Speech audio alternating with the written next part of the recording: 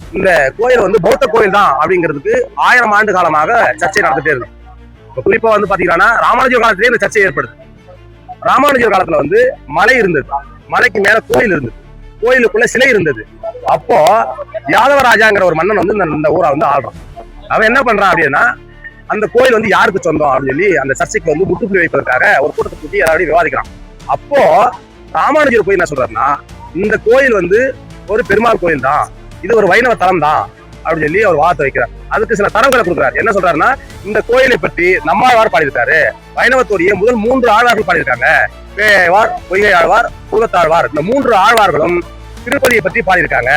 சங்க இலக்கியத்துல சிலப்பதிகாரத்துல கூட இந்த கோயிலை பற்றி பாடப்பட்டிருக்கு அப்படின்னு சொல்லி அவர் சான்றோடு நிறுவப்பட்ட பிறகு இந்த கோயில் வந்து ஒரு வைணவ கோயிலாக பின்தொடர்றாங்க.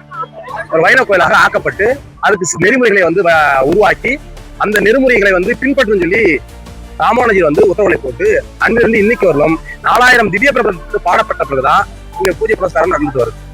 அது குறிப்பா இது வந்து ஒரு தென்கலை கோயில். தென்கலை கோயில் என்பது வந்து நெகிழ்வுத்தன்மையுடைய ஒரு வைணவ வழிமுறை. வடகலை வந்து நெகிழ்வுத்தன்மை இல்லாத ஒரு வழிமுறை. இப்ப தென்கலையில வந்து எல்லாருக்கும் தீட்சை தருவாங்க. தீட்சை பெற்ற எந்த சமூகமாக இருந்தாலும் அவனை வைணவனாக வந்து ஏற்றுக்கொள்வாங்க.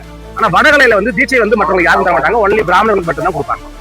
ஆனா தென்கலையில வந்து எல்லாருக்குமே தீட்சை கொடுப்பாங்க. தீட்சை கொடுத்த பிறகு அவன் எந்த சமூகமா இருந்தாலும் அவர்களை வந்து வைணவர்களாக தான் பார்ப்பாங்க. அதே போல தென்கலையில வந்து 12 ஆழ்வார்களை ஏற்றுக்கொள்வாங்க.